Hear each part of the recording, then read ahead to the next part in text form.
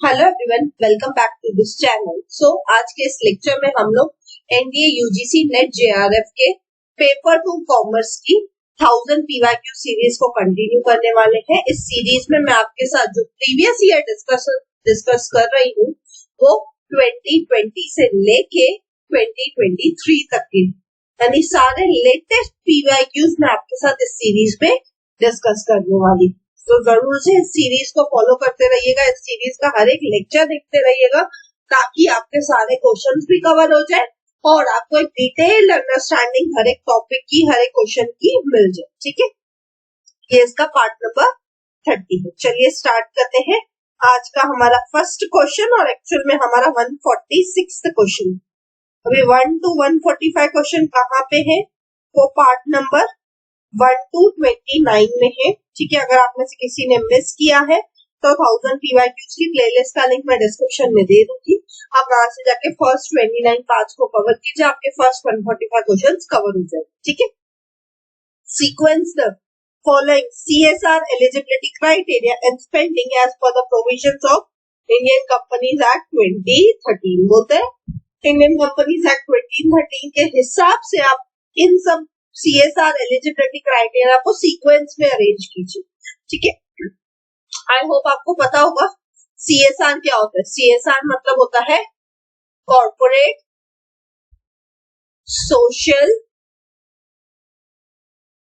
Responsibility. CSR का full form क्या है? Corporate social responsibility. ठीक है, तो यहाँ पे क्या बोला है, अब ये जो CSR है इसकी क्राइटेरिया बताए। अब ये क्राइटेरिया ना आपको लर्न करके रखना है अच्छे से, बिकॉज यहाँ से पेपर में बार बार क्वेश्चन पूछा जा रहा है, तो चांसेस है अभी भी एक क्वेश्चन यहाँ से बन जाए CSR से। ठीक है, और इसकी क्राइटेरिया सही बन जाए शायद फिर से, तो बहुत जरूरी है कि आपको पता हो। ठीक है, अब क्राइटेरिया तो ये सारे हैं, लेकिन हमें क्या बोला है, सीक्वेंस में अरेंज करने को बोला है। तो सीक्वेंस में अरेंज करने के हिसाब से इसका राइट आंसर क्या है? Option number C. कैसे? सबसे पहले क्राइटेरिया क्या है कि आपका नेट प्रॉफिट कितना होना चाहिए? 5 करोड़ या उससे ज्यादा का होना चाहिए किसी भी फाइनेंशियल ईयर में। यानी सबसे पहले तो आप नेट प्रॉफिट 5 करोड़ का अर्न करने चाहिए, ये क्राइटेरिया है।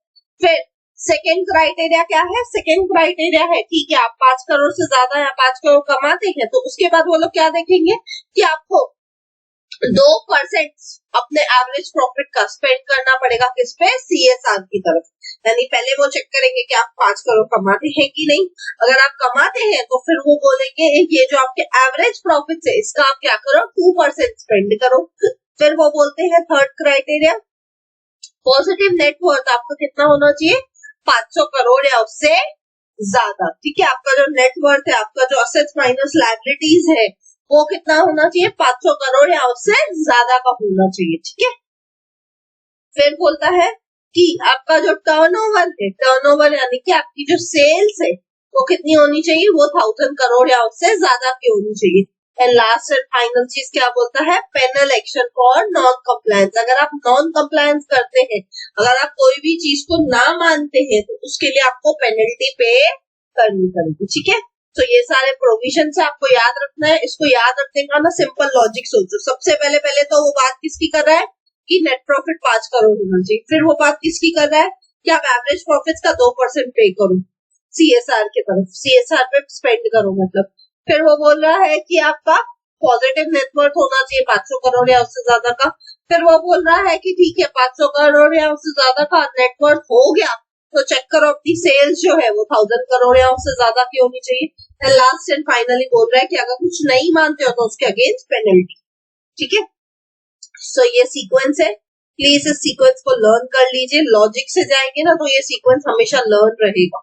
ठीक है, और ये नंबर्स भी अच्छे से याद कर लेना। 500, 5 करोड़, 1000, इनमें भी कभी कभी हम गड़बड़ कर देते, तो इसलिए अच्छे से लर्न करना है।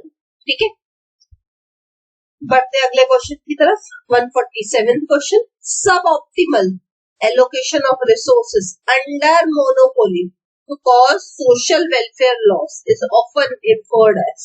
बोलता है मोनोपोली के अंदर। मोनोपोली क्या होता है ये मैंने आप लोगों को डिटेल में समझाया था जब मैंने इसी सीरीज के पार्ट नंबर 15 में मैंने आपको सारे के सारे मार्केट समझाए थे ना। पार्ट नंबर 15 में मैंने आपको क्या समझाया था? मार्केट सारे के सारे समझाए थे। उसमें से एक मार्केट होता है आपका मोनोपोली, उसमें से एक मार्केट होता है आपका मोनोपोली। मोनोपोली मतलब ही क्या होता है? Single seller. मोनोपोली मतलब ही क्या होता है? Single seller. मोनोपोली कौन होता है? मोनोपोली वो पर्सन होता है जो मार्केट में इकलौता सेलर है, सिंगल सेलर है, वो मार्केट का बादशाह है। क्यों? क्योंकि वो जो प्रोडक्ट बेचता है वैसा प्रोडक्ट और कोई भी नहीं बेचता है। इस रीजन के वजह से, क्योंकि उसका कोई कंपटीशन नहीं है, कोई एंट्री एग्जिट नहीं है, कोई भी उसके जैसे कुछ नहीं बनाता है, इस वजह से क्या हो जाता है कि मोनोपोली के केस में वो क्या कर सकता है? प्राइस डिस्क्रिमिनेशन कर सकता है। प्राइस डिस्क्रिमिनेशन यानी कि वो प्राइस किसी से कम चार्ज कर सकता है, किसी से ज्यादा चार्ज कर सकता है, राइट। और एक इम्पोर्टेंट चीज हो जाती है मोनोपोली की, कि मोनोपोली क्या कर सकता है? अपने रिसोर्सेस को कभी कम यूज करेगा, कभी ज्यादा यूज करेगा, यानी कभी अंडर यूटिलाइज करेगा, कभी ओवर यूटिलाइज भी करेगा, है ना। जैसे यहाँ पे मोनोपोली क्या कर रहा है? सब ऑप्टिमल एलोकेशन ऑफ रिसोर्सेस कर रहा है। सब ऑप्टिमल यानी कि ऑप्टिमम यानी कि मैक्सिमम, सब ऑप्टिमम यानी मैक्सिमम से भी कम कर रहा है। क्यों? क्योंकि उसको सोशल वेलफेयर लॉस करना है, यानी उसको सोसाइटी का लॉस करना है। उसको हम क्या बोलते हैं? उसको हम बोलते हैं डेड वेट लॉस। इसको हम क्या बोलते हैं? इसको हम बोलते हैं डेड वेट लॉस। तो इसका राइट आंसर क्या है? Option number A, dead weight loss. Dead weight loss क्या होता है? जब एक मोनोपोलिस्ट क्या करता है, उसके पास कैपेसिटी है, उसके पास रिसोर्सेज है, लेकिन फिर भी वो उतनी सप्लाई नहीं करता है मार्केट में जितनी की उसको अपने गुड्स की करनी चाहिए। और वो ऐसा क्यों करता है? क्योंकि वो प्राइस डिस्क्रिमिनेशन कर सके, है ना। इस रीजन की वजह से क्या होता है? लोगों का नुकसान होता है, सोशल वेलफेयर लॉस होता है, और इसी को हम क्या कहते हैं? इसी को हम कई बार बोलते हैं डेड वेट लॉस। ठीक है। क्यों? क्योंकि रिसोर्सेस थे, कैपेसिटी थी, लेकिन फिर भी मोनोपोलिस्ट ने वो रिसोर्सेस को, वो कैपेसिटी को यूटिलाइज नहीं किया। ठीक है। आई होप ये क्वेश्चन क्लियर है। डेड वेट लॉस क्या है ये क्लियर है अच्छे से। ठीक है। बढ़ते हैं अगले क्वेश्चन की तरफ। 148 question, channel conflicts can be. अब चैनल कॉन्फ्लिक्ट्स कैसे हो सकते हैं?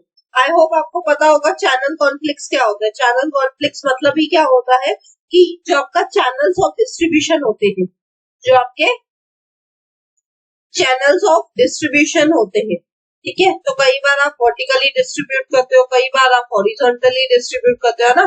तो इनमें कभी कभी क्या हो जाती है? कॉन्फ्लिक्ट हो जाती है, कभी कभी इनमें भी झगड़े हो सकते हैं। तो ये कब होते हैं? जब आपका चैनल कॉन्फ्लिक्ट कब होता है? या तो वर्टिकली अगर चैनल्स है आपके, या तो हॉरिजॉन्टली।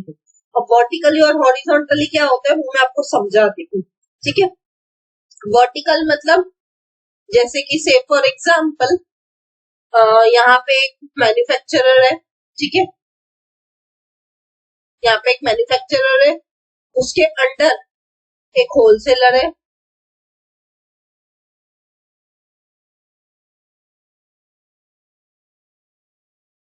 फिर उसके अंडर एक रिटेलर है, ठीक है। तो ये हो गया vertical channel of distribution. Horizontal यानी कि हॉरिजॉन्टल कैसा होता है? जैसे सपोज यहाँ पे एक रिटेलर है, वो दूसरे रिटेलर को दे रहा है, फिर दूसरा तीसरे को दे रहे हैं, ऐसे सेम लेवल पे जब लोग पास करते हैं। तो इस केस में क्या होता है? दोनों ही केसेस में, चाहे वो वर्टिकल हो चाहे वो हॉरिजॉन्टल हो, क्या हो सकते हैं? चैनल कॉन्फ्लिक्ट्स हो सकते हैं आपस में। ठीक है। डायगोनल, सर्कुलर, ट्रायंगुलर, ये तो ऐसा कुछ होता ही नहीं है वैसे, है ना। यहाँ हो भी सकता है बट रेयर केसेस में नॉर्मली नहीं होता। ठीक है। बढ़ते अगले क्वेश्चन की तरफ। 149 क्वेश्चन, असर्शन और रीजन का क्वेश्चन है। ठीक है। अगेन इसको सॉल्व करने का तरीका मैं इससे पहले वाले बहुत सारे लेक्चर्स में, इसी सीरीज में मैं आपको समझा चुकी हूँ, है ना। तो पहले तो देखते हैं इंडिविजुअली दोनों स्टेटमेंट राइट है भी कि नहीं। Workers participation in management, WPM, workers participation in management is involvement of workers only in such areas of activities of the enterprise where they can make some positive contribution। बोलता है workers को सिर्फ और सिर्फ, ओनली वर्ड यूज किया, वहां पे हम उनका पार्टिसिपेशन कराएंगे जहां पे वो कुछ पॉजिटिवली कंट्रीब्यूट कर पाएंगे। ऐसा जरूरी थोड़ी है भाई हम हर एरिया में उनको कराने चाहिए, है ना। सिर्फ एक एरिया में क्यों, हर एरिया में कराने चाहिए। यानी ये तो स्टेटमेंट रॉन्ग हो गया क्योंकि यहाँ पे ओनली वर्ड लिखा है।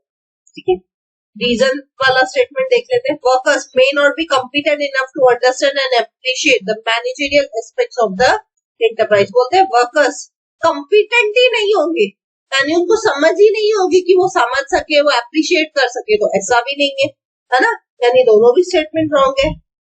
नहीं, दोनों भी स्टेटमेंट राइट है। कैसे नहीं, दोनों भी स्टेटमेंट रॉन्ग है। अंडरस्टैंडिंग के पॉइंट ऑफ व्यू से जो लॉजिक मैंने बताया वो रॉन्ग मतलब राइट है, लेकिन यहाँ पे क्या बोल रहा है, दोनों स्टेटमेंट रॉन्ग है। लेकिन अगर हम दोनों को साथ में जोड़ के देखें तो यहाँ पे बोल रहा है, ऊपर वाले में क्या बोल रहा था कि वर्कर्स जो पार्टिसिपेट करते हैं मैनेजमेंट में, वर्कर्स पार्टिसिपेशन है वो सिर्फ तब होगा जब वो लोग कुछ पॉजिटिवली कंट्रीब्यूट कर पाएंगे। और क्यों नहीं कर पाते हैं वो, क्योंकि वो लोग उतने कॉम्पिटेंट नहीं होते। यानी दोनों स्टेटमेंट रॉन्ग है, लेकिन दोनों स्टेटमेंट सेम डायरेक्शन में जा रहे है ना, सेम डायरेक्शन है ना। कैसे, दोनों भी रॉन्ग ही डायरेक्शन में जा रहे हैं, दोनों भी रॉन्ग है। सेम डायरेक्शन कैसे है, दोनों स्टेटमेंट क्या है, रॉन्ग है। दोनों स्टेटमेंट रॉन्ग है, यानी क्या हो जाएगा, both A and R are correct and R is the correct explanation of A।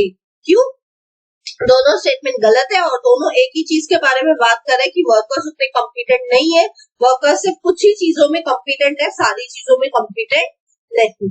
ठीक है, आई होप ये क्वेश्चन क्लियर है। ये क्वेश्चन को अच्छे से समझेगा, स्टेटमेंट के हिसाब से देखेंगे तो स्टेटमेंट अपनी अपनी जगह पे दोनों राइट है एज इन की कंडीशन जो है उस हिसाब से वो करेक्ट है, लेकिन लॉजिक के हिसाब से देखेंगे तो वो सिंक में जा रहे हैं। ठीक है, आई होप ये क्वेश्चन क्लियर है। बढ़ते अगले क्वेश्चन की तरफ। 150th question, tax audit is compulsory in case of a person is earning on business whose gross turnover यानी सेल्स, जिसका ग्रॉस सेल्स यानी टोटल सेल्स किससे ज्यादा है। टैक्स ऑडिट कब कंपलसरी होता है आपके ऊपर, अगर आप एक पर्सन एक इंडिविजुअल है तो आपका टैक्स ऑडिट कंपलसरी कब होगा, जब आपका ओवरऑल सेल्स 1 करोड़ से ज्यादा होगा, तो उस केस में आपका टैक्स ऑडिट कंपलसरी कराना ही होगा। ठीक है, अब ये वाले क्वेश्चन ना आपके लर्निंग पावर के ऊपर डिपेंड करते हैं, इसमें कोई लॉजिक नहीं होता है। आपको ऐसे क्वेश्चन लर्न करने हैं टैक्स के, और ये जैसे जैसे आते जाएंगे सीरीज में वैसे वैसे आपको लर्न भी होते जाएंगे। ठीक है, सो देखिए, देखते ही देखते हम 150 क्वेश्चंस भी सीरीज में आज कंप्लीट कर चुके हैं, है ना। So thank you, see you all in the next lecture. अगर आपको लेक्चर अच्छा लगा तो प्लीज लाइक कीजिए, कमेंट करके मुझे जरूर बताइए, ज्यादा से ज्यादा लोगों के साथ शेयर कीजिए, बिकॉज ज्ञान बांटने से ही बढ़ता है। एंड सब्सक्राइब कीजिए अगर आप न्यू हैं तो। मिलते हैं नेक्स्ट वीडियो में, till then bye bye, take care.